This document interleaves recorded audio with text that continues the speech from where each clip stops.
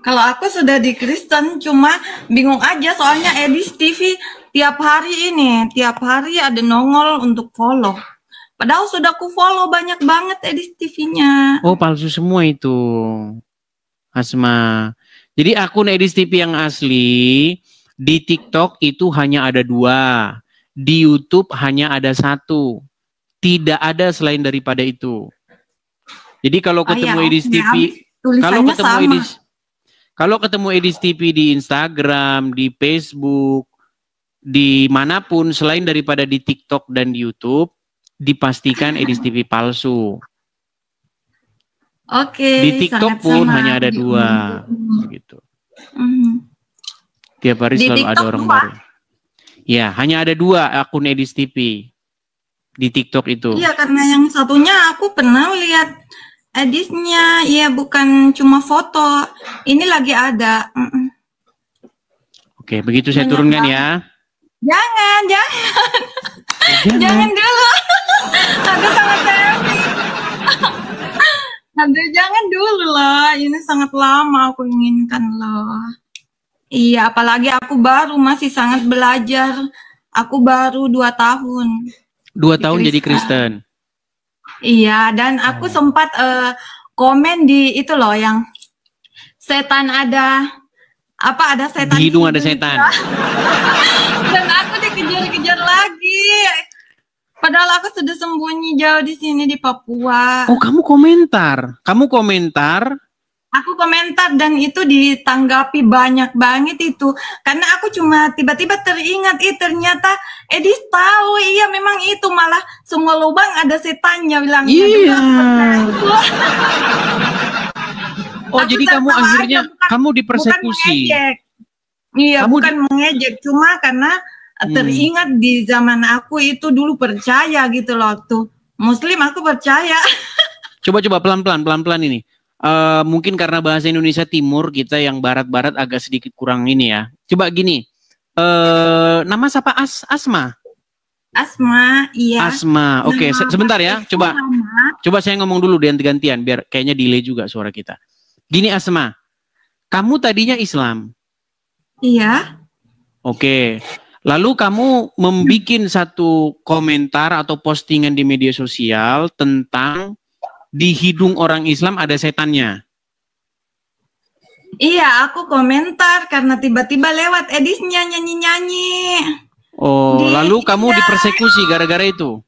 Iya, betul. Lalu kamu sekali.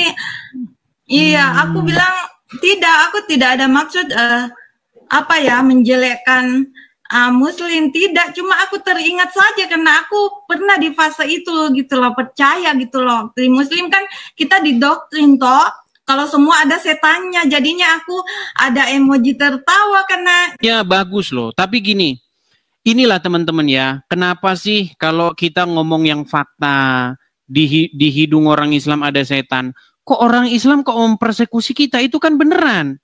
Yang kita katakan itu kan beneran gitu loh. Jadi saya berharap ya.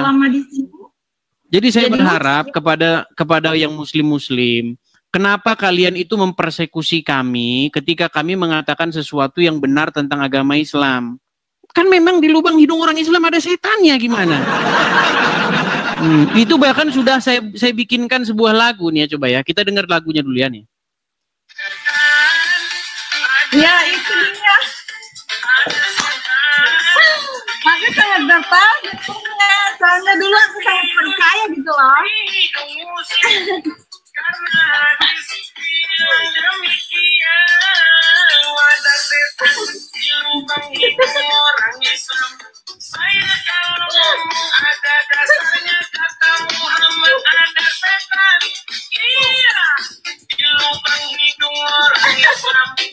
Malah semua ada setannya loh, bukan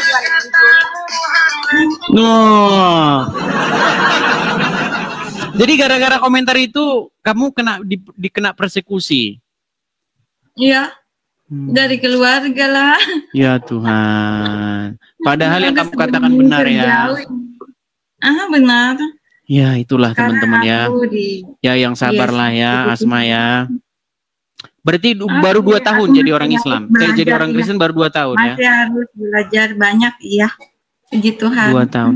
Tapi gini, nanti kalau ada yang mengatakan kamu ngada-ngada atau coba gini, coba kamu masih ingat nggak apa bacaan-bacaan sholat atau surat-surat yang dulu pernah kamu ucapkan? Coba. Yang jelasnya kan aku waktu itu masih dalam belajar dan kita dikejar cuma hafalan, nggak boleh bacaannya nggak boleh salah huruf. Jadi kita tuh coba bacaannya coba biar kami tes. Jangan-jangan nanti Anda ngaku-ngaku. Coba. Aku baca Al-Fatihah. Coba silakan. Alhamdulillahirabbil alamin, Ar-Rahmanir-Rahim, Maliki Yaumiddin. Itu aku pelajari, ada bilang tunjukkan jalan yang lurus. Aku ada tahu artinya, padahal coba surat lain, coba surat lain. Apa ya? Alif Lam Mim, zalikal kitabul la raiba fihi hudal lil muttaqin. Aku sudah pernah ke tanah suci, Edis. Wah, bahkan dia sudah pernah naik haji. Di sana cium-cium batu dong kalau gitu. Iya, aku penasaran Tuhan, apa sih yang dilihat di dalam situ?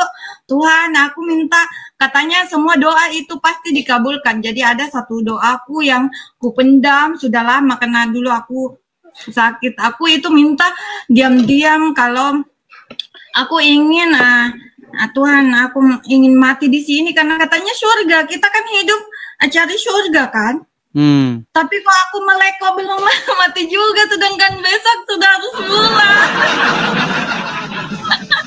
Ya, tapi gini, ini Asma, kamu menjadi satu inspirator kepada wanita-wanita yang juga dia sudah pengen cerita, dia sudah tidak percaya lagi dengan agama Islam. Tapi banyak yang mereka tidak berani bersuara begitu. Iya, kita kan disuruh kan ada tuh iman pada kitab-kitab sebelumnya. Nah, sedangkan kita tidak diajar kitab itu. Puji Tuhan, Tuhan kasih jalan kita temukan Alkitab. Mantap. Bisa baca. Dan di dalam Alkitab tidak ada tuh dibahas Muhammad. Kalau ada nanti Muhammad, sedangkan ternyata Alkitab itu jauh sebelum Al-Quran. Kita kan tahunya di sana, dari sananya Muslim semua. Adam saja dibilang Islam. Jadi kita semua dibilang Islam sama mereka. Oke lah. Ya, terima kasih Asma atas sharingnya, keberanian Anda untuk share atas pengalaman-pengalaman. Semoga nanti banyak muslimah-muslimah yang juga cerita ya. Nah, saya ada satu channel bagus nih, khusus wanita, itu namanya Yuli ya. Jadi boleh yang perempuan-perempuan gabung di sana, cerita-cerita. Di sana khusus cerita-cerita tuh, cerita tentang bagaimana meninggalkan agama Islam gitu. Bagaimana waktu dia merasa agama Islam aneh, masa setan tidur di hidung, terus setan kencing di telinga. Ya pokoknya kalau belajar cerita setan tinggal di mata. Ya, pokoknya kalau kita setan ada tanduknya. Pokoknya kalau kita membaca cerita-cerita dalam agama Islam itu, kita macam inilah ya, kembali ke masa anak-anak begitu. Luar biasa gini loh, doa yang bisa ku sampaikan ke Tuhan dengan bahasa yang ku mengerti, tidak takut akan salah baca gitu loh, karena bukan bahasa Arab yang harus aku takut salah huruf. Ternyata Tuhan sedekat ini dengan kita gitu loh. Iya. Kalau di Islam dulu membuat semua orang jadi seperti orang Arab kan? Iya. Jadi yang penting ngucapinnya Arab, kol-kolannya, tajwidnya, ya kan? Nah, memang seperti itu. Masalah artinya ya kagak tahu. Aku sibuk dengan betulkan bacaannya saja waktu Saya maklum kok. Memang begitu. Saya ngalamin seperti itu. Saya dulu waktu belajar agama Islam, walaupun saya bukan Islam ya, tapi saya belajar begitu sama mereka. Saya coba belajar dari sumbernya langsung. Memang itu. Jadi kita tidak belajar Al-Quran, kita belajar membunyikan huruf hijaiyah. Tapi kita tidak pernah bisa mengerti artinya. Iya, aku dari pesantren. Keluargaku pembangun pesantren. Iya. Tapi itu otak ada cari-cari mana sebenarnya ini. Iya. Oke, Asma gitu, kita kasih kesempatan kepada muslimah yang lain ya, muslim-muslim yang lain ya. Oke, makasih banyak. Oke, sama-sama. Saya turunkan ya, Asma ya. Ya, itulah teman-teman ya. Jadi banyak ya teman-teman ya. Jadi banyak teman-teman. Jangan kalian mengatakan nggak banyak yang keluar dari agama Islam. Banyak, cuman memang nggak mau cerita. Karena apa? Nanti takut diteriakin darahnya halal. Yuk, silakan.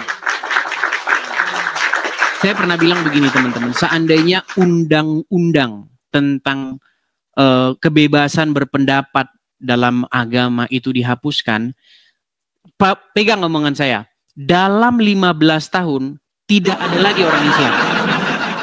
Pegang omongan saya ya, jika undang-undang tentang kebebasan berbicara, berpendapat soal agama dicabut dari Indonesia, maka dalam waktu 15 tahun yang jadi orang Islam tinggal USUPI. Iya, gimana? Yuk, silakan. Kita mulai kembali ya. Ada Mr. Nalis. Oke, Mr. Nalis.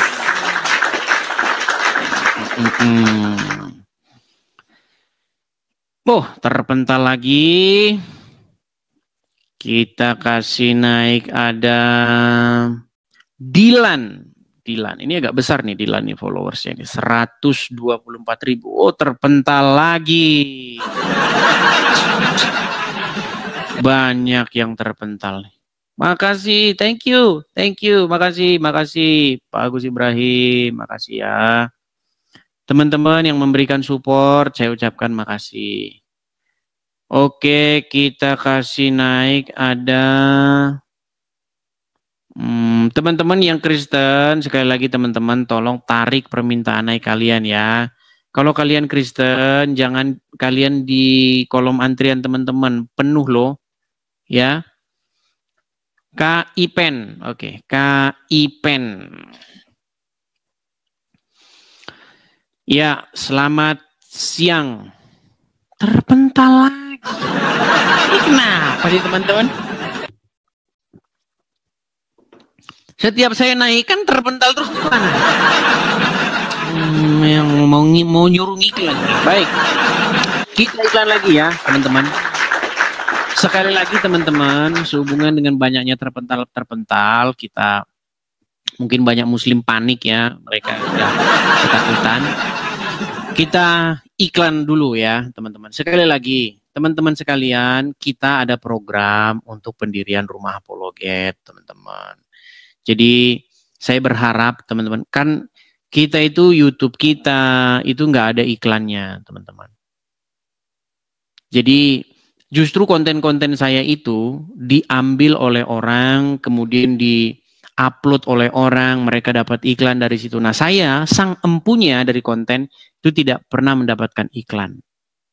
Nah, makanya teman-teman, saya ada program ya, untuk mendirikan rumah apologet. Jadi, kepada teman-teman yang tergerak hatinya, mau berkolekte, teman-teman bisa lihat di profil saya. Ada tuh link buat kolekte. Teman-teman pencet saja linknya itu. Hati-hati, banyak penipuan, banyak akun-akunnya di TV palsu. Kalau teman-teman mau mensupport saya, kalau tidak muncul edis, berarti itu bukan punya saya, ya. Pastikan teman-teman ada nama saya di situ tertulis ya. Nah, kepada teman-teman yang punya berkat berlebih, teman-teman bisa mensupport pendirian rumah apologet di yang nonton di YouTube, teman-teman bisa lihat yang ada tulisan berjalan tuh di bawah. Ada tulisan berjalan, bisa juga teman-teman yang di US ada Zelle. Nah, pada teman-teman yang di TikTok bisa melihat yang di layar, silakan tangkap layarnya, screenshot. Di teman-teman bisa simpan ya. Suatu saat nanti ada berkat berlebih, bisa support, ikut berkolekte, mendirikan rumah apologet di sini ya teman-teman ya. Oke. Kita lanjutkan kembali. kita lanjutkan kembali. Sekali lagi teman-teman yang Kristen, saya minta kerjasamanya untuk jangan mengajukan permintaan naik ya. Kita undang kita berikan dulu panggungnya sama yang Muslim. Kita kasih naik ada Bang Tomo. Coba, Bang Tomo.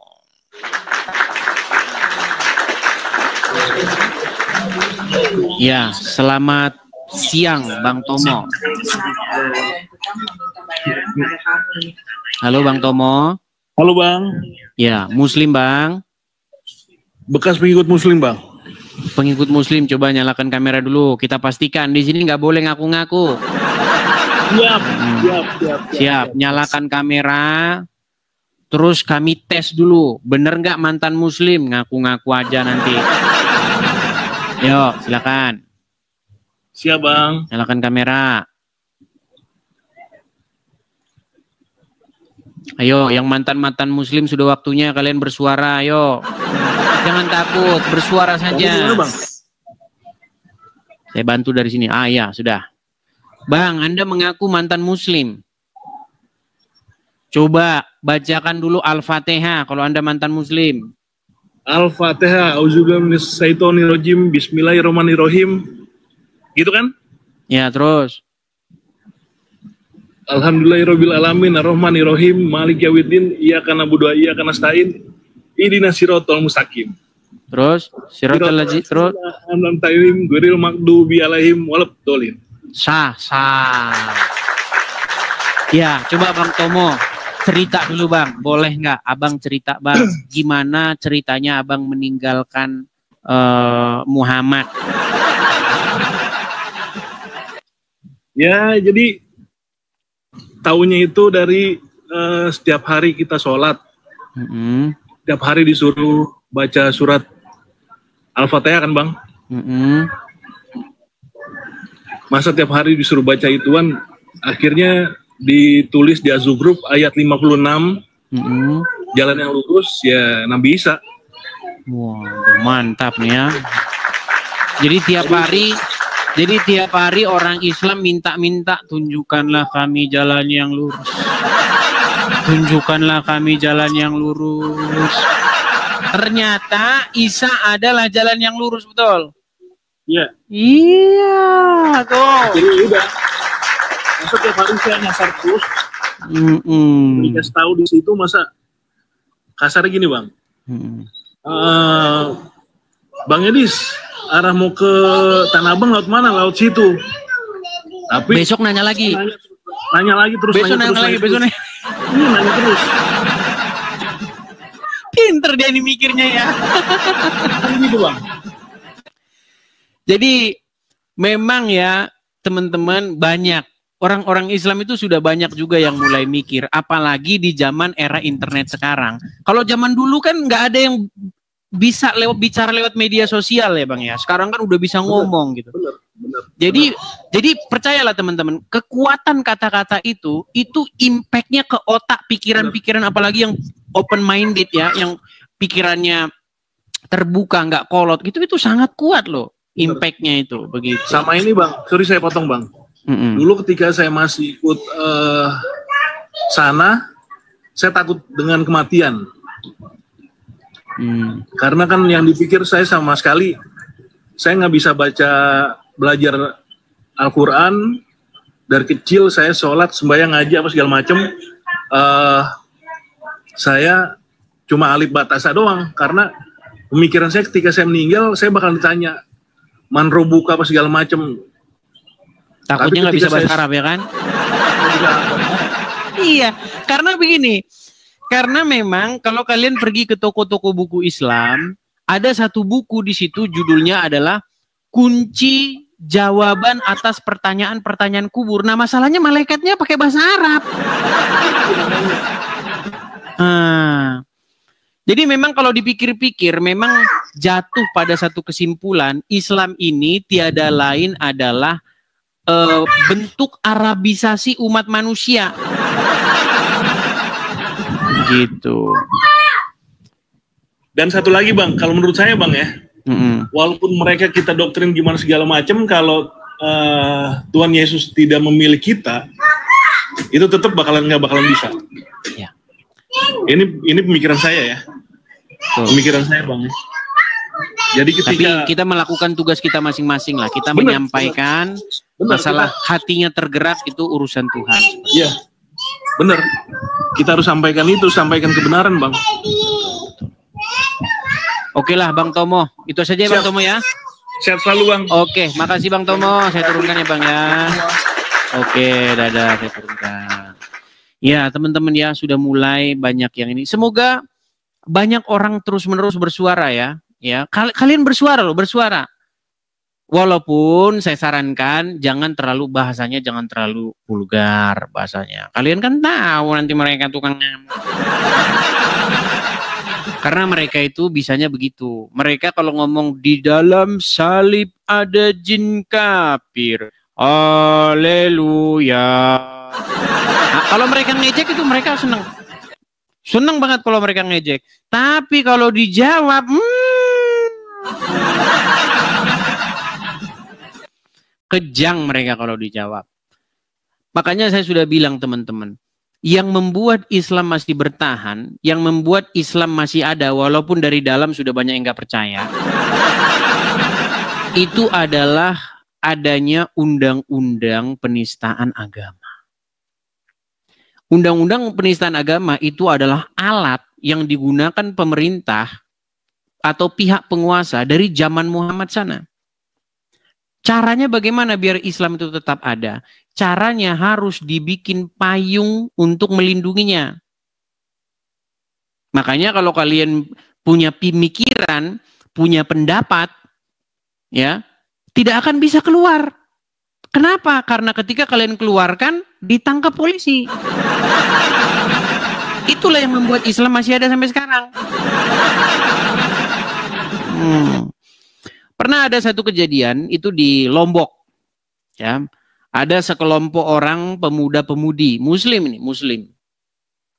Mereka membakar tafsir-tafsir Al-Quran, dibakarin sama mereka. Tafsir Ibnu Katsir, apa buku-buku tafsir Quran itu dibakar. Nah, waktu sambil membakar itu mereka bilang begini, selama ini kita jadi orang Islam, kata orang itu ya, jadi orang Islam tidak boleh memahami Al-Quran kalau nggak nurutin yang nulis kitabnya. Kita dipaksa memahami Quran semau yang tafsir.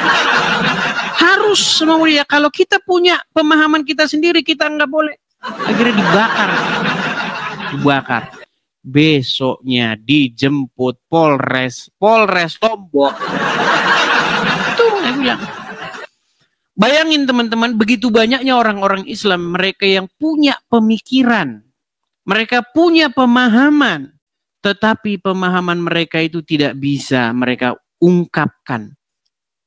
Ya, dikebiri hak-hak mereka untuk memahami sesuatu itu oleh yang namanya itu undang-undang penistaan agama itu. Kalau ulama sudah bilang bahwa Muhammad itu adalah orang suci, itu umat amin.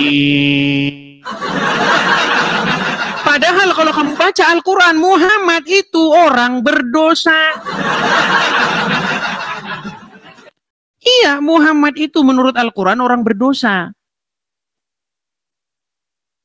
Tapi karena ulamanya sudah mendoktrin dari santri, dari kecil, sudah bilang Muhammad itu suri tauladan yang baik. Dia itu adalah manusia suci, tidak berdosa. Jamaahnya amin. Itu yang terjadi. Jadi teman-teman, cobalah, ayo. Islam itu bukan kata ulama. Islam itu apa yang Quran katakan. Kalau Quran bilang Muhammad berdosa, ya Muhammad berdosa kok, gimana? Iya. Bahkan Muhammad itu digambarkan di dalam Al-Quran sebagai sosok yang mata duitan. Loh, nggak percaya, dia nggak percaya. Kamu naik sini kalau nggak percaya. Kalau kamu Islam, kamu naik sini. Setiap omongan saya akan saya buktikan. Kalian kan tidak bisa membantah saya. Yang kalian bisa mempersekusi saya. Nekat yang nyata. Silakan. Kalau kalian tidak percaya, saya akan membuktikan setiap perkataan saya itu. Coba naik kemari dan buktikan bahwa yang saya katakan itu tidak benar. Coba kita kasih naik ada, bentar ya. Sebentar. Terlalu banyak ini yang menaik ini teman-teman. Oke, Nurdin saja.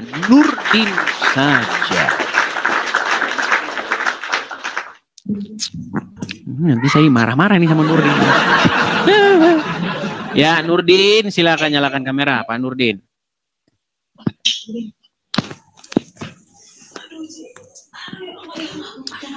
Ya, gimana? Nurdin, apakah Anda datang ke sini untuk membantah atau untuk mengiyakan? Silakan. Muhammad Rob. Mustahil percaya Al-Quran. Apalagi di temanya ini, mustahil kamu percaya Al-Quran. Itu. Jadi kalau yang kemarin-kemarin judulnya Muhammad Rob, Tuhan, berarti Tuhan orang Islam ini. Ya, ganti-ganti lah. Masa temanya itu terus? Kan diganti-ganti temanya. Walaupun semua tema sudah pernah kita bahas, tapi ada ulang tahunnya. Misalnya tahun kemarin, kita bahas kencing onta. Tahun berikutnya bahas lagi kencing onta.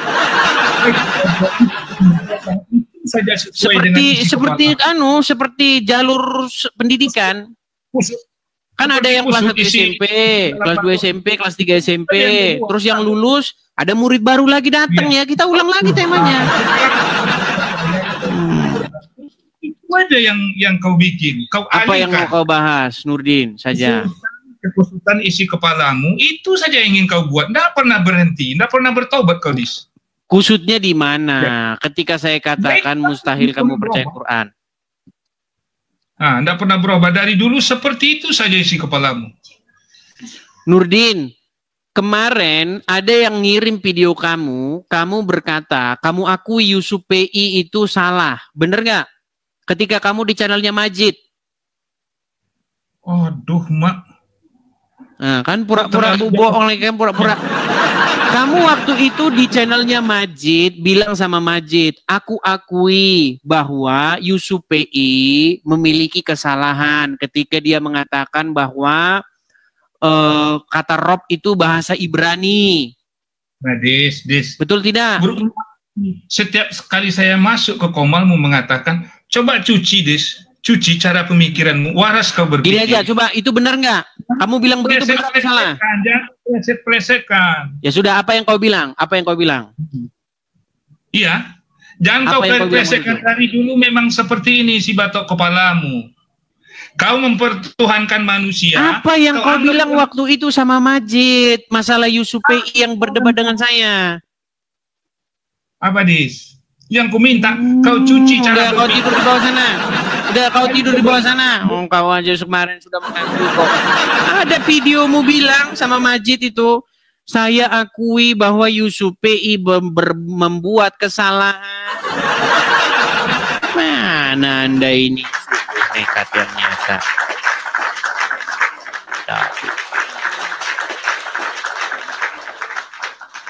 Oke. Bang David Official. Gimana kabar Bang David? Alhamdulillah sehat Bang. Ya, gimana Bang? Maaf kemarin ngobrol lagi karena mungkin dari sistem HP ya. Makanya kalau udah terlalu lama gitu, tiba-tiba ada pemberitahuan kalau ponsel terlalu panas dan akhirnya mati sendiri. Kalau orangnya sih nggak panas, tapi HP-nya yang kalah.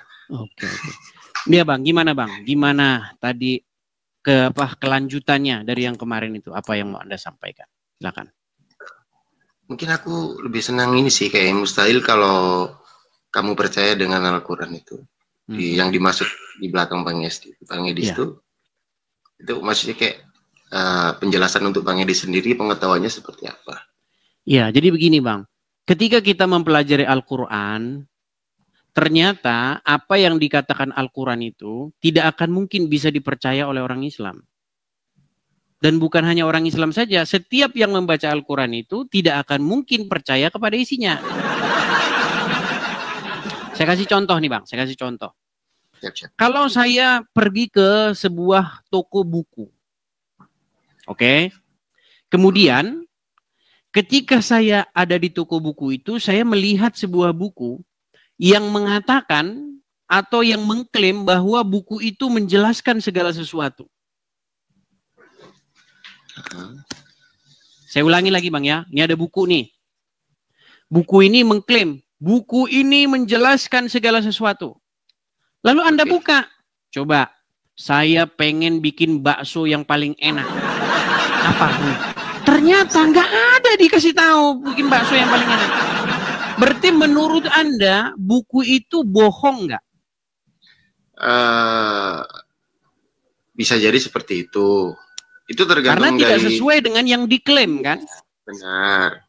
Nah, itu sama. Itu sebenarnya ilmu tentang marketing. Cara contoh-contoh ilmu marketing itu misalnya toko serba ada, ya kan? Giliran kita tanya, Bang, ada nggak jual makanan monyet nggak? Enggak.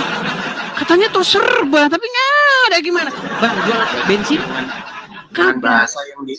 Bahasa yang dilontarkan kan seperti itu. Betul. Jadi memang itu bahasa marketing. Nah, ada bahasa-bahasa marketing di dalam Al-Quran biar Quran itu laku.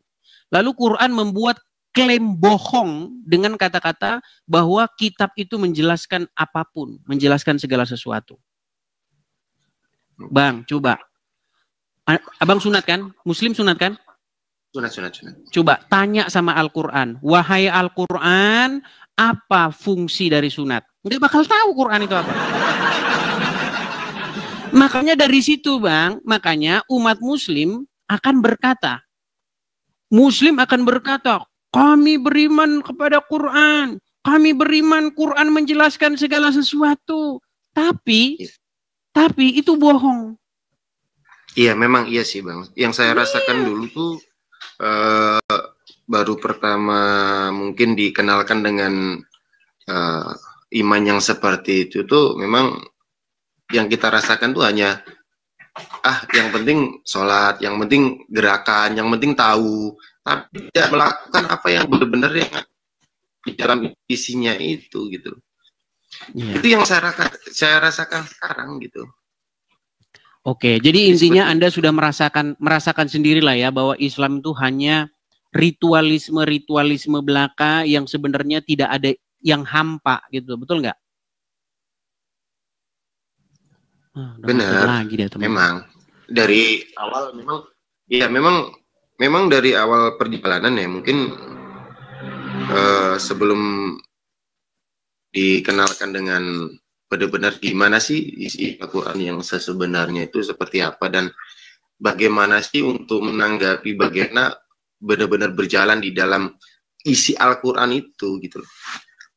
Dan sebenarnya kosong semua gitu loh, dalam arti apa fungsinya kita ini gitu loh. Iya. Gak ada sebenarnya. Lalu sekarang alamatnya gimana nih Bang? Alamatnya ke depannya gimana nih? Abang mau secara resmi meninggalkan agama Islam atau gimana? Yang pastinya untuk kalau meninggalkan ya mungkin kita tetap ya, mungkin dalam arti kita hidup di lingkupnya dalam arti ya susah juga sih Bang, dalam arti mau meninggalkan mayoritas apa yang sudah gitu ya bukan mayoritas Muslim juga, dalam arti kita harus bisa menghormati sih dalam arti itu di dalam kita berkemanusiaan, setiap hari kita bertemu dengan sesuatu kita harus menghormati, apalagi ke orang tua gitu loh. Apalagi yang terutama takut nggak dapat warisan. Loh, kalau abang keluar dari Islam nggak dapat warisan loh Bang. Kalau Anda meninggalkan Islam, nggak dapat warisan nanti. Dicoret dari kartu keluarga. Iya, memang sih. Karena, tapi saya salut lagi nih Bang David. Anda ini artinya sudah bisa berpikir atau berani berpikir out of the box begitu. Artinya Anda udah ngalamin jadi orang Islam ternyata cuman gini-gini doang, gini. Besok jam 3 Allahu Akbar, gini lagi, gini lagi. Jam 12 gitu, gini lagi. Cuman kayaknya gitu-gitu terus hidup ini ya enggak? Betul enggak? Betul ya. Semisalnya aku gambarkan dengan seseorang ya. Aku mau menjalankan kerja. Tentunya. Ketika waktu jam kerja kita sesuai dengan misalkan disuruh jam 6 kita harus on time gitu loh. Tapi dalam arti itu nggak harus on time juga pun kalau kita memang benar-benar nanti berangkat jam 5 juga bisa. Yang penting kan nggak sampai melebihi jam 7 seperti itu. Kalau untuk sholat tapi sendiri, Bang, coba ya kita bicara yang logis-logis lagi nih. Waktu Anda dulu percaya sama agama Islam. Sekarang kan Anda ini dalam tanda kutip sudah meragukan lah ya agama Islam. Pernah dengar asal usul sholat tuh gimana ceritanya? Kalau dulu sih mungkin belum ya. Dalam arti kalau dulu itu mungkin diperkenalkan aja sih dengan. Pernah dengar cerita Muhammad naik ke Sidratul Muntaha, lalu dia disuruh sholat 50 kali sehari. Pernah dengar? Pernah ada cerita yang seperti itu. Cuman nggak begitu mengulik sih bagaimana sih sejarahnya gitu loh. Oke. Asal usulnya tuh seperti apa? Jadi ceritanya gini. Jadi suatu saat Jibril itu membawa Muhammad menghadap kepada Allah. Nah, lalu Allah itu memerintahkan kepada Muhammad sholat 50 kali sehari. Nah, setelah itu kan Muhammad mau pulang kan? Nah, dalam perjalanan pulangnya itu dia ketemu Musa.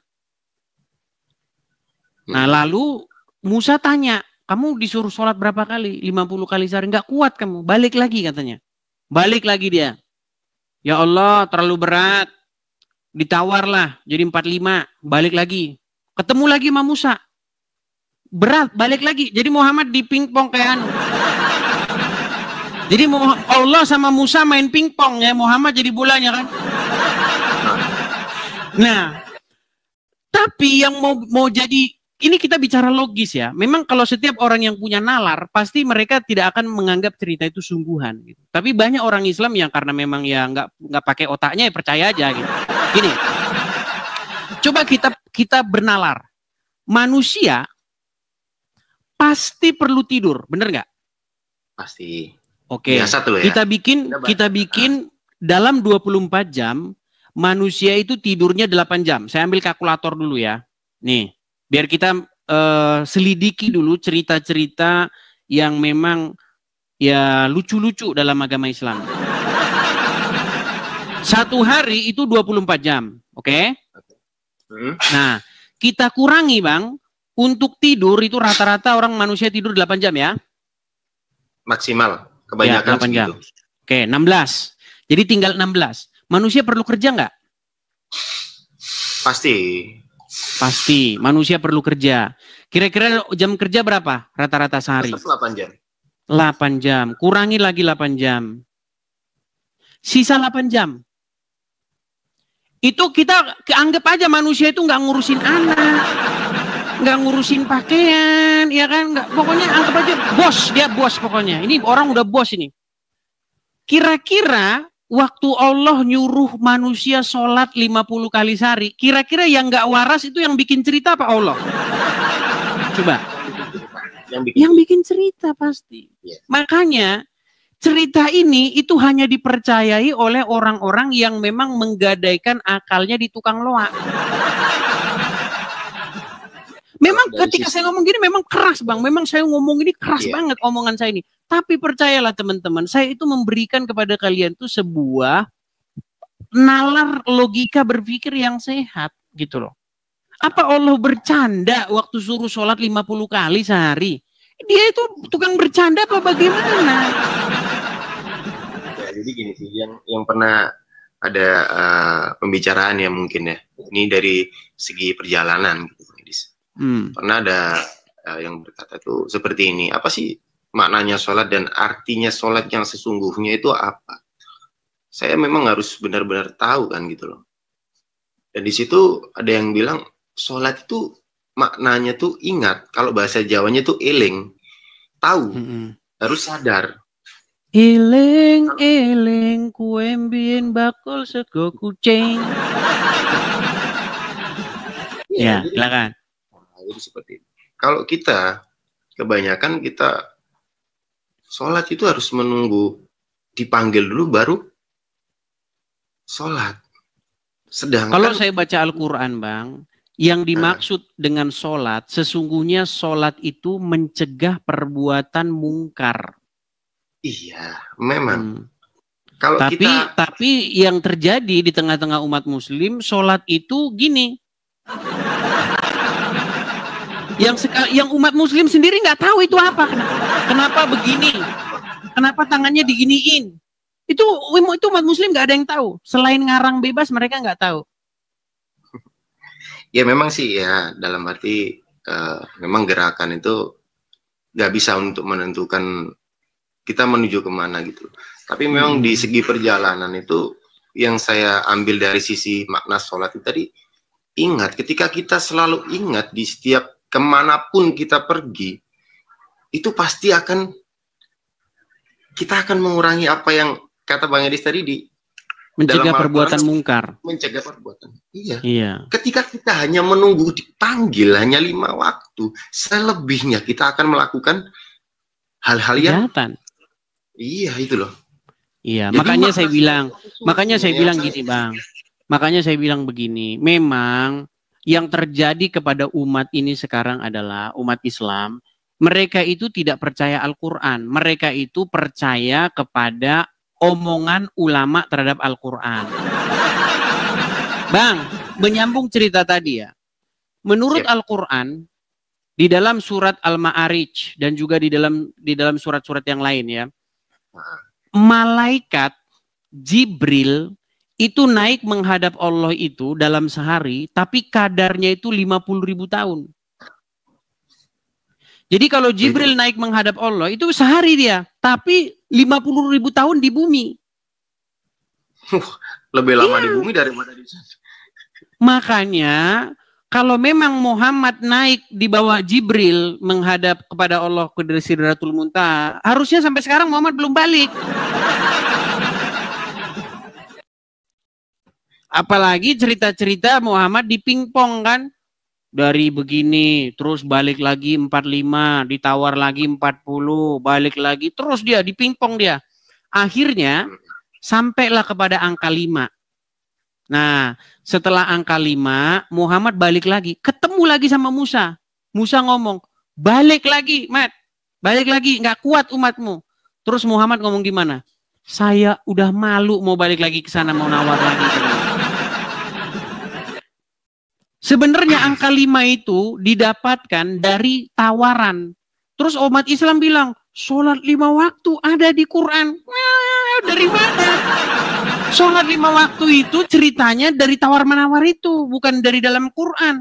Seandainya memang sholat itu diperintahkan 5 kali sehari, harusnya waktu Allah memerintahkan sholat 50 kali sehari, langsung Qurannya itu ditunjukin sama Allah. Nih, kamu suruh 5 kali nih menurut surat ini. Nih, suratmu ini kan firmanmu ya Allah, kamu suruh lihat. Kok kamu menyuruh 50 kali, gimana? Kalau memang perintah 5 waktu itu ada. Nggak ada, dalam Quran tuh nggak ada sholat 5 waktu itu. Iya, nggak ada. Memang sih Bang, nggak ada.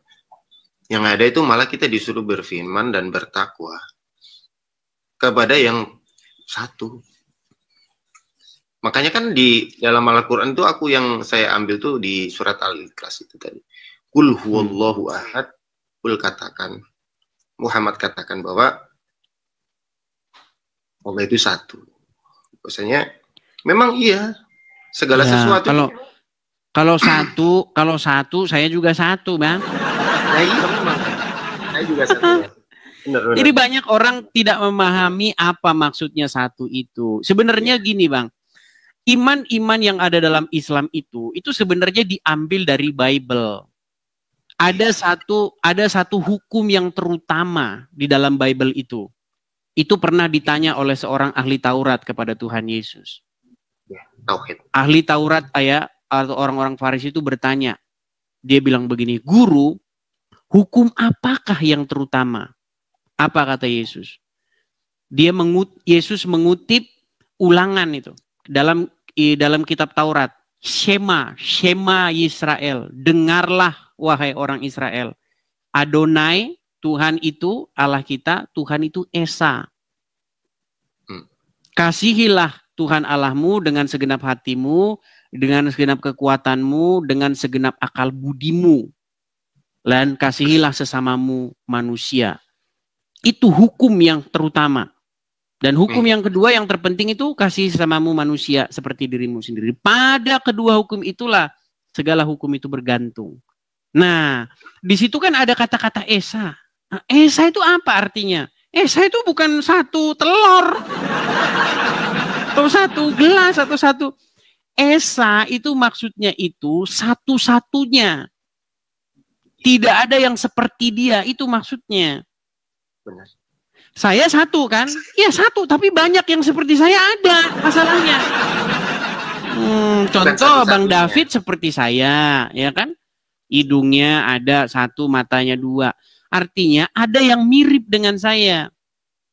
Nah kalau Tuhan di dalam Bible atau Adonai atau Yahweh itu dikatakan dia Esa, maksudnya itu dia itu satu-satunya dan tidak ada yang seperti dia. Maksudnya untuk membedakannya dari para dewa-dewa lain, daripada Tuhan-Tuhan lain, daripada Allah bangsa-bangsa lain. Itu maksudnya. Jadi bukan seperti dewa-dewa Mesir, bukan seperti Tuhan-Tuhan yang ada disembah oleh bangsa-bangsa lain. Itu maksudnya. Memang benar sih Bang. Di Al-Quran juga dikatakan juga laisa kamislihi syai'un, tidak ada yang menyerupai dia dan tidak ada yang bisa untuk setara dengan dia. Ya, makanya sebenarnya begini Bang, itu sebenarnya hampir semua yang ada di dalam Al-Quran itu, masalah iman-iman itu semua diambil dari Bible. Dan orang Kristen, orang Yahudi itu bukan ajaran baru, itu udah ada semua dalam Bible. Iya, kalau dari asal usul sih memang iya Bang. Makanya kita bertauhid itu kan biar tahu asal usul kita dari siapa.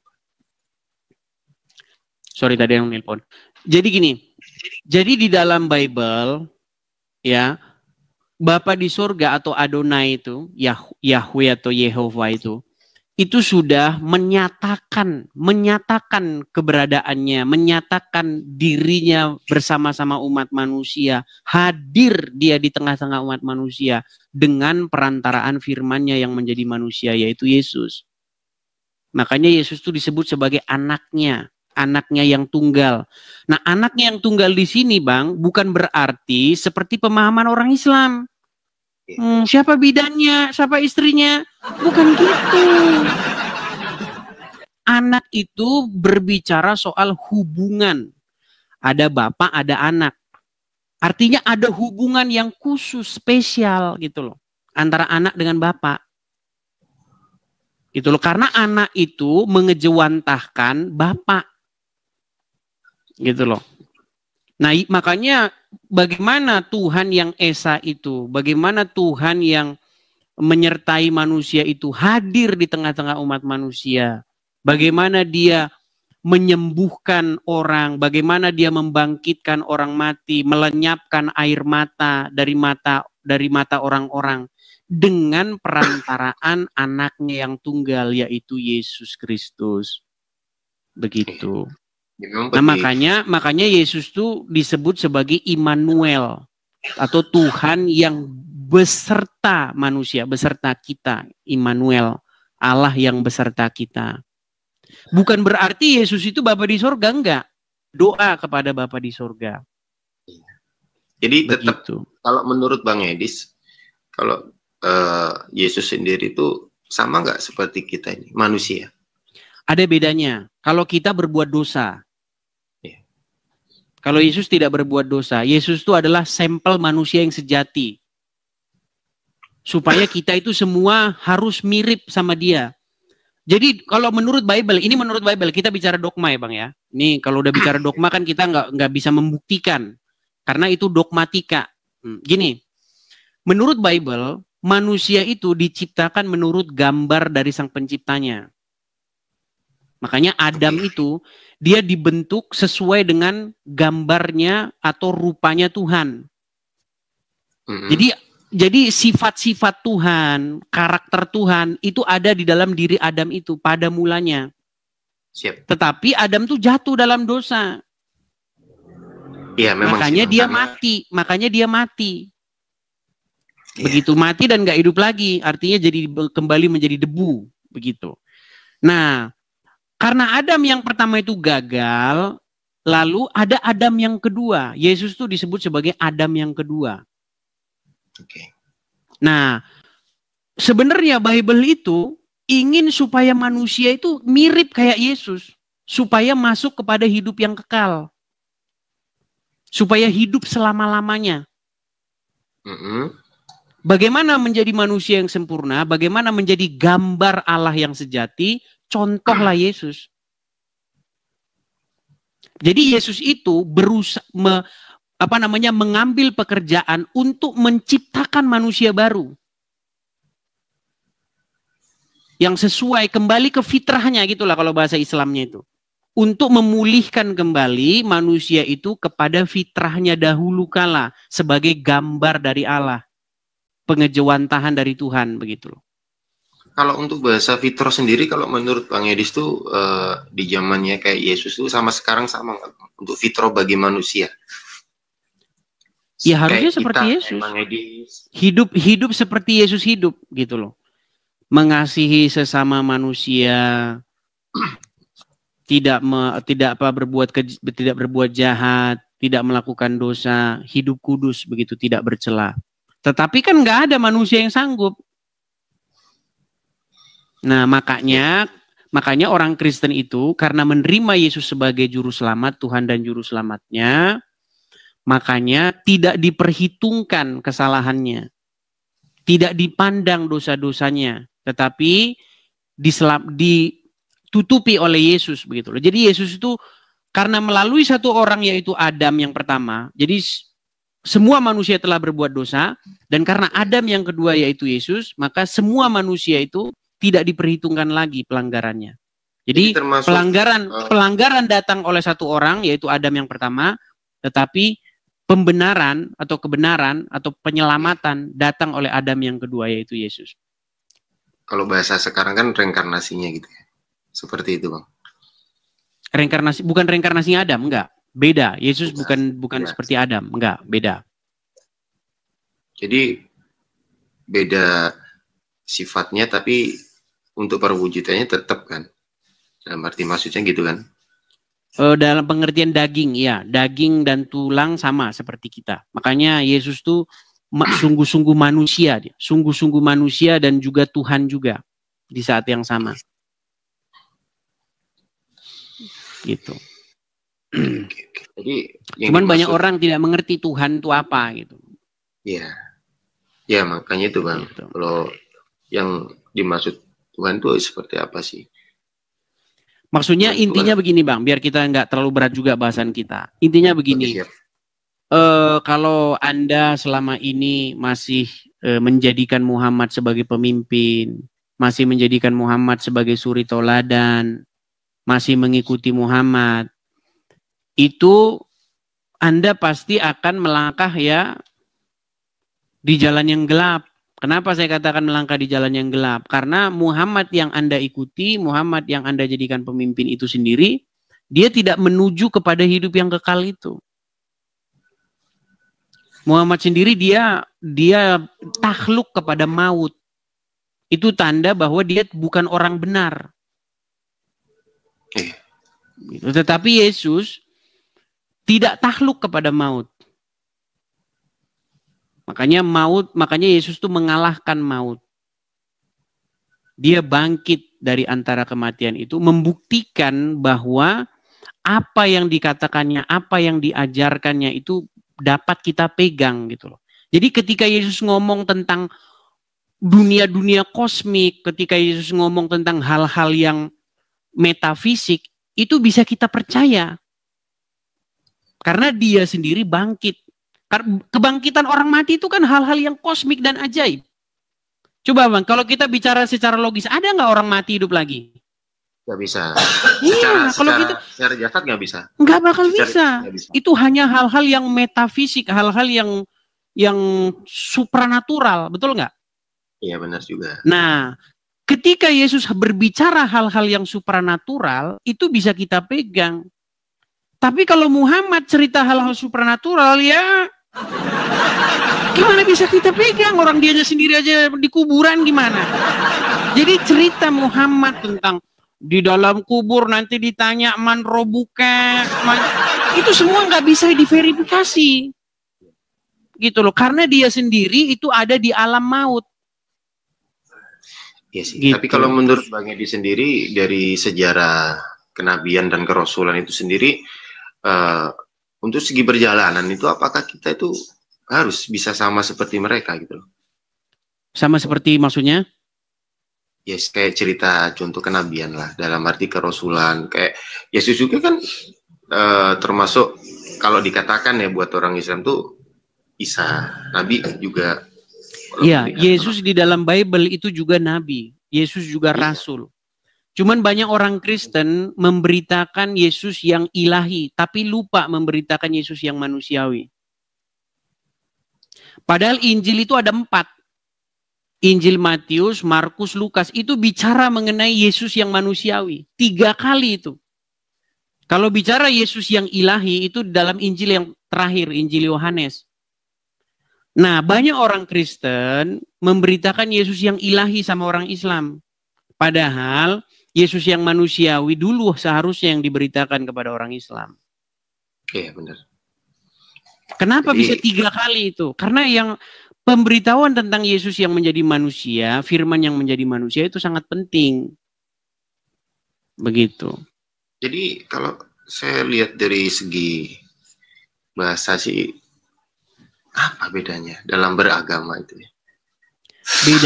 Bedanya begitu Bang. Kalau Kristen itu jelas mengikuti Yesus yang hidup, Yesus yang naik ke surga, Yesus yang masuk kepada hidup yang kekal. Sebenarnya kan agama ini kan ke situ Bang, muaranya kan ke situ, kepada hidup yang kekal. Kita percaya kepada keabadian itu, benar nggak? Ya itu pasti Bang. Coba Bang, kalau misalnya ini ada lagunya Ahmad Dhani itu, jika surga dan neraka tak pernah ada, masihkah kau bersujud kepadanya kan? Jadi gini Bang, tapi kalau tidak ada kehidupan setelah kematian, sekarang kita nikmatin hidup ini Bang, party kita. Iya, party kita. Ngapain? Kebanyakan Bang ya, mohon maaf, aku tidak untuk saya sendiri orang nggak tahu apa-apa, dalam arti beragama pun tidak tahu apa-apa. Gitu. Tapi setelah saya mendengar atau melihat seseorang yang benar-benar berjalan di tujuan yang itu tadi, satu itu tadi, kayak oh iya, jadi orang kebanyakan itu tujuannya itu hanya ke surga, tapi bukan ke yang satu. Siapa sih? Yang Esa itu tadi loh, yang saya katakan. Iya, makanya itu kata Yesus gitu loh, supaya mereka ada di dalam kita, supaya kita satu, sama seperti aku dan engkau adalah satu, dan mereka juga ada di dalam kita, supaya kita satu. Itu seperti itu. Iya. Hanya itu. Jadi kalau kita berbicara tentang Tuhan, itu kan kita berbicara tentang, makanya namanya itu kalau dalam Bible tuh Hayyah, itu maksudnya dia sang hidup, yang maha ada, yang hidup gitu. Jadi sumber kehidupan gitu loh Bang. Kalau kita kan yang beragama ini kan kita percaya dengan kehidupan setelah kematian. Nah beda dengan orang-orang yang ateis. Kalau orang-orang ateis, mereka itu tidak percaya dengan kebangkitan. Kalau orang udah mati ya mati aja, nggak ada kehidupan setelah kematian, itu nggak ada. Makanya orang-orang ateis bedanya dengan kita.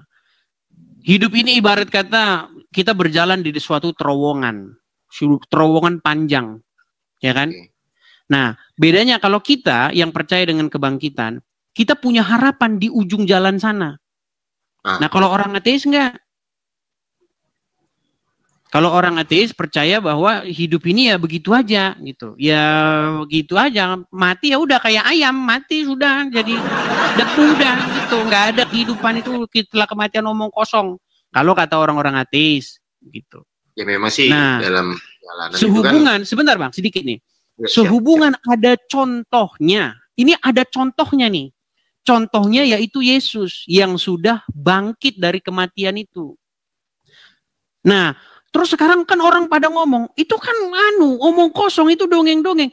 Masalahnya ya ini yang menceritakan tuh para saksi mata. Murid-murid Yesus menjadi saksi atas semuanya itu. Kalau menurut Bang Edi sendiri yang dimaksud bangkit dalam kematian itu bangkit secara jasad apa secara secara Bible berbicara Yesus bangkit secara fisik. Tetapi ketika Yesus bangkit dikatakan dia tidak menggunakan lagi tubuh yang seperti kita ini. Oke.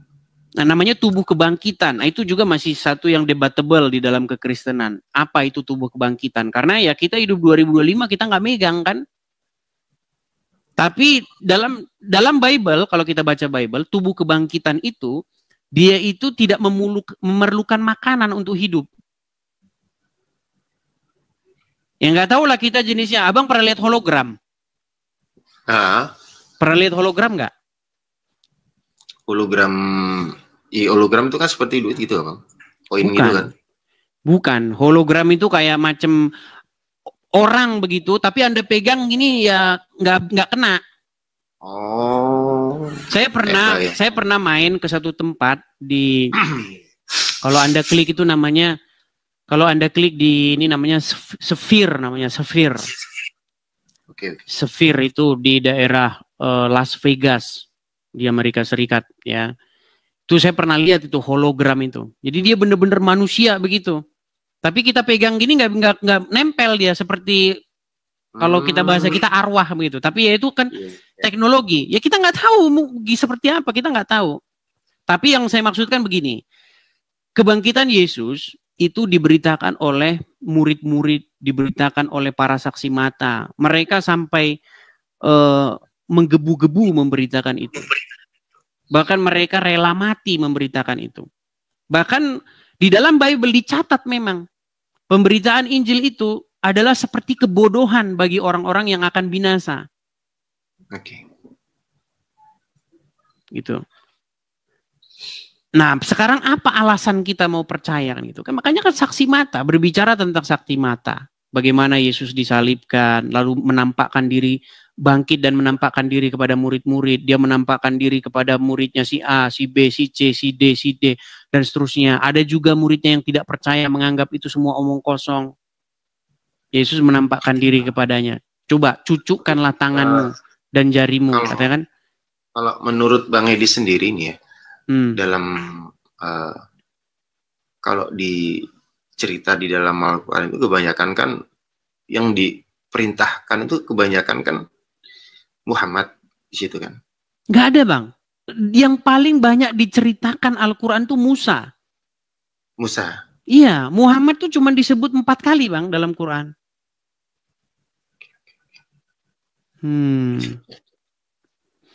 Bahkan ya kalau kita merujuk, tapi terlalu dalam itu Abang belum sampai ke situ.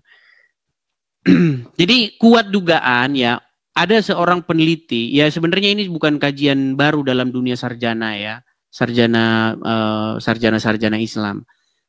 Al-Quran itu diduga kuat, itu merupakan naskah-naskah Kristen yang menyimpang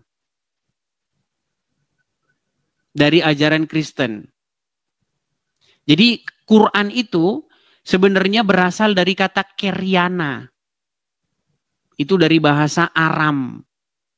Orang Islam nggak tahu Bang arti Quran itu apa. Coba Anda tanya sama ulama-ulama Islam apa arti Quran. Nggak tahu mereka. Mereka cuma main tebak-tebak buah manggis.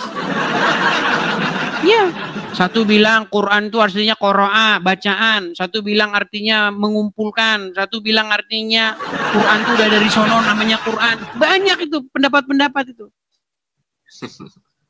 Pendapat semua, tapi pendapat. Jadi Quran itu kalau menurut para ahli yang yang netral begitu, yang tidak memihak, tidak berbicara tentang agama, itu berasal dari bahasa Syria atau bahasa Aram, dari kata kiryana yang artinya itu liturgi. Apa buktinya? Ada ditemukan satu ayat di dalam Al-Quran itu, misalnya di dalam surat Al-Baqarah ayat yang kedua. Alif Lam Mim itu. Iya. Nah, Alif Lam Mim itu orang Islam gak ada yang tahu itu. Sampai jungkir balik gak bakal tahu itu orang Islam itu apa. Ternyata itu bacanya bukan Alif Lam Mim. Itu bacanya itu Alem. Apa arti Alem? Alem itu adalah sebuah kosakata bahasa Aram, bahasa Syria, yang artinya itu heninglah. Jadi kenapa heninglah? Karena kebaktian mau dimulai. Begitu loh. Ketika kebaktian mau dimulai, maka tenanglah, heninglah. Begitu. Heninglah. Karena hendak mau disampaikan firman Tuhan. Kalau ditanya sama orang Islam, nggak tahu orang Islam. Itu ada satu buku yang sangat bagus membahas itu, namanya The Syrio-Aramaic Reading of the Quran. Gitu. Tapi kenapa bisa jadi bahasa Alif Lam Mim? Memang ya, apa jadi dulu itu nggak ada harokat, Bang. Tulisan itu dulu nggak ada harokatnya. Iya, benar. Harokat yang ada dalam Al-Quran sekarang itu merupakan tambahan di kemudian hari. Makanya kalau abang belajar Al-Quran, abang akan dengar cerita-cerita qiraatul sab'ah, tahu nggak? 7 bacaan yang berbeda. Belum sampai juga. Itu ada yang bilang 7 bacaan berbeda, ada yang bilang 10, ada yang bilang 12. Itu sebagai satu indikasi bahwa Al-Quran itu tergantung siapa yang ngasih harokat. Makanya bacaannya beda-beda. Ini kajian-kajian di para sarjanawan ini. Sarjana. Jadi bacaan-bacaan Al-Quran sampai sekarang bahkan itu ditemukan kurang lebih ada 34 versi Al-Quran dari seluruh dunia ini. Itu informasi itu nggak dipercaya sama orang-orang Islam awam. Tapi kalau pakar-pakarnya agama Islam mengakui itu. Bacaan Quran yang berbeda-beda. Kalau Islam awam ditanya bacaannya sama. Tapi kalau itu ada bukti-buktinya juga, direkam juga di dalam hadis itu. Pernah ada satu riwayat, waktu itu Umar bin Khattab atau siapa, atau Abu Bakar begitu ya, dia sholat kan. Terus ada sahabat, bacaannya tuh lain. Nah, hampir saja kerah bajunya itu diseret sama Umar bin Khattab karena bacaannya beda. Tapi karena lagi sholat ditahan-tahan sama dia. Nah, setelah selesai sholat didamprat itu sama Umar. Ternyata orang itu ngomong, saya begini, saya mendengar bacaan dari Nabi. Enggak, saya dengarnya begini. Lalu datanglah Muhammad. Memang begitulah Quran diturunkan. Ada itu riwayat itu. Bacaan yang berbeda-beda. Makanya ada 7 bacaan Quran gitu. Itu sebenarnya satu indikasi bahwa Quran versi mentahnya itu memang nggak ada harokat. Makanya sebenarnya kata jahanam dengan jahim itu, kan ada jahanam, ada jahim. Ya, itu sebenarnya cuman orang salah ngasih harokat itu. Sebenarnya sama itu. Yang jahim itu versi salahnya. Versi benernya jahanam. Sadis ya itu. Jahanam itu sebenarnya diambil dari bahasa Yunani. Dari kata gehinom.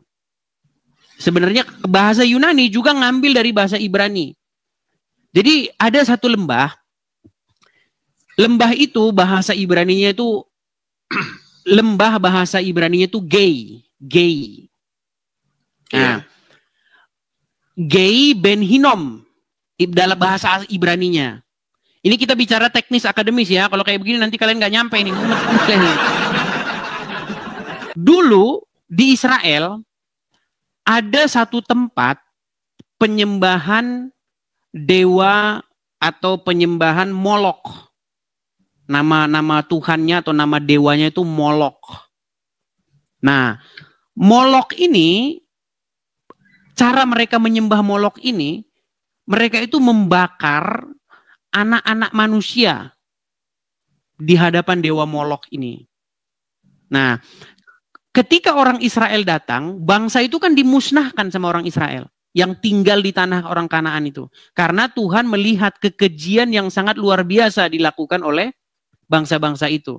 Di mata Tuhan, bangsa yang dahulu mendiami tanah Kanaan itu bangsa yang keji, pembuat kejahatan.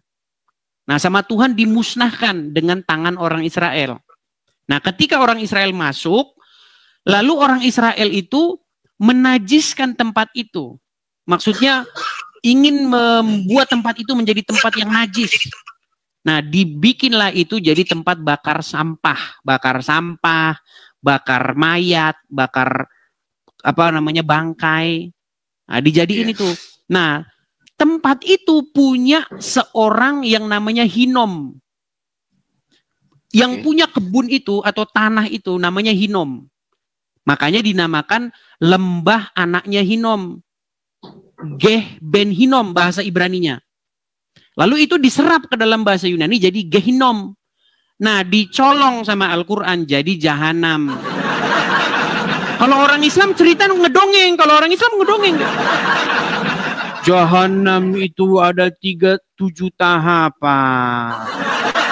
Tahap yang pertama ada Jahim, ada yang paling dalam namanya Jahanam. Padahal nggak usah ngehalu. Tempatnya sana, kamu beli tiket pesawat, pergi ke Yordan, tembus ke Israel. Kalian lihat langsung tempatnya di situ. Itu tempatnya di situ. Jahanam tuh di situ. Tempat pembakaran sampah dan tempat penghukuman atau pembuangan mayat-mayat yang dihukum mati. Nah, Tuhan Yesus menggunakan tempat itu sebagai sebuah analogi penghukuman. Oke. Gitu loh. Makanya kalau kita belajar akademis tuh ada di situ tempatnya itu. Kemudian ada di dalam Bible satu ayat yang mengatakan disitulah ulatnya dan ininya tidak mati-mati. Tapi ternyata itu ayat tambahan. Itu ayat tambahan dalam Bible itu. Itu kenapa bisa ditambahkan gitu Bang Edi? Jadi kalau kita bicara akademis ya, memang Bible ketika dia disalin ulang, disadur ulang, kadang-kadang ada ayat-ayat yang ditambahkan oleh penulis sendiri. Oke. Dan itu kalau Kristen mengakui yang kayak begitu diakui. Tuh, makanya kalau ada pendeta yang ngaku-ngaku melihat ada ayat tambahan itu aja. Karena ada pendeta yang ngaku-ngaku ada ulatnya tidak mati-mati begitu. Kalau menurut Bang Edi sendiri, tambahan itu sesuatu hal yang biasa atau yang Enggak, itu tidak mengubah sama sekali iman kekristenan. Pondasi dasar kekristenan itu tidak berubah sama sekali. Tetap inti dasar kekristenan itu tidak berubah, tetap benar gitu. Kristen itu tetap benar. Walaupun ada ketika Bible itu disalin ada kata-kata yang berikutnya ada. Makanya kita gunakan yang namanya ilmu hermeneutika atau ilmu perbandingan naskah. Jadi naskah yang sekarang kita bandingkan dengan naskah yang terawal. Gitu. Cara mengujinya begitu. Jadi nanti kita akan dapatkan mana ayat-ayat yang dia orisinil. Gitu. Jadi itu nggak masalah. Itu di dalam kajian-kajian Kristen kalau sekolah teologi itu dibahas. Itu nggak apa-apa dalam Kristen itu biasa kayak begitu. Oke. Siap. Gitu. Tapi intinya kekristenan itu tetap benar, Bang. Artinya kekristenan itu tetap sesuatu iman yang dapat dipercaya. Maksudnya iman yang benar, pengajaran yang benar. Gitu. Karena saya udah pelajari Bang, banyak agama saya pelajari, saya baca Bible Quran saya baca. Oke. Kesimpulannya tetap seperti itu, enggak langsung Islam jadi benar. Kan banyak orang menggunakan ini loh, Bible nih berubah, ada tambahannya, nih, berarti Islam benar. Nah, itu kesimpulan yang goblok.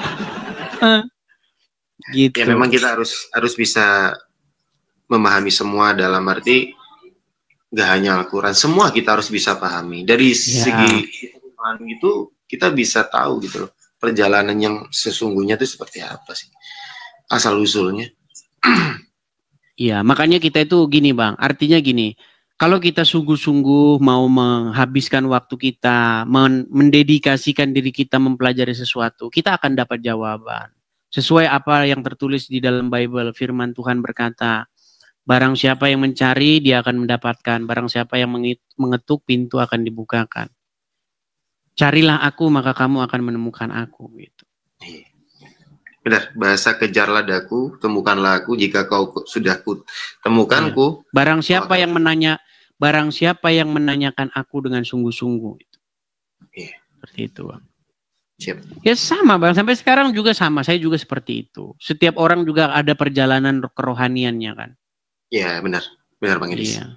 Kalau saya berharap ya, kadang-kadang saya dalam renungan saya gitu, dalam kesendirian saya merenung gitu. Coba saya itu punya satu keinginan saya. Coba Tuhan, coba berbicaralah kepada saya dalam mimpi. Tapi sampai sekarang belum pernah. Kenapa itu keinginan saya. Coba Tuhan berbicara kepada saya dalam mimpi. Tapi belum pernah kesampaian sampai sekarang. Tapi sudah kesampaian sih kalau menurut saya Bang Edis. Belum. Kalau maksudnya kalau berbicara, ya kan banyak orang, kan sekarang juga banyak loh orang kayak gitu Bang. Tuhan berbicara kepada saya. Maksudnya jangan dikit-dikit Tuhan berbicara kepada saya gitu loh. Karena banyak orang begitu. Tuhan berbicara kepada saya. Padahal yang berbicara itu Tuhannya sendiri. Ya, kan banyak orang seperti itu, Bang. Iya. Banyak orang yang dengan mudahnya berkata, Tuhan tadi malam berfirman begini, begitu. Ya, kita harus hati-hati lah. Begitu. Yep. Siap, Bang Idris. Oke. Terima kasih, ya. Bang Idris. Sama-sama, Bang. Terima kasih. Tumben ini nggak putus ini. Biasanya sudah macet-macet nih biasanya. Ya, berarti diizinkan lebih untuk ngobrol sama Bang Idris. Tapi memang kemarin tuh aku lagi di Bali kan, di posisi di negara. Itu memang siangnya mau berangkat ke Denpasar. Sekarang ini di Denpasar posisinya. Sekarang di Denpasar. Jadi setiap 2 minggu sekali ke sini Bang, ke Bali gitu. Denpasar. Macet ya, Denpasar ya. Macet Bang. Sangat macet. Ya, macet lah Bali ya. Apa-apa juga udah mahal katanya ya. Asli mahal Bang di sini. Tapi kalau untuk makanan sih masih standar aja sih. Masih banyak yang standar Bang. Soalnya dari Jawa pun banyak yang masuk ke sini jualan. Jadi harganya agak standar. Iyalah, udah enak di Indonesia itu teman-teman. Sudah negeri, betul kata Kus Plus itu, kepingan surga lah. Cuman yang bikin Indonesia itu jadi runyam ya petinggi-petinggi negaranya. Yang tukang korupsi diembat semua sama mereka gitu loh. Ya. Tapi nanti jadi ngomongin politik lagi. Gak perlu. Oke lah gitu ya Bang ya. Ya, siap. Makasih Bang Idris ya. Oke. Saya turunkan dulu ya Bang ya. Saya turunkan. Teman-teman sekalian, ternyata kita ngobrol-ngobrol tidak terasa. Waktu sudah jam berapa ini teman-teman? Saya sudah hampir 2,5 jam lah ya. Kurang lebih 2,5 jam. Bagaimana teman-teman, kita rehat dulu ya teman-teman ya. Rehat ya. Lanjut.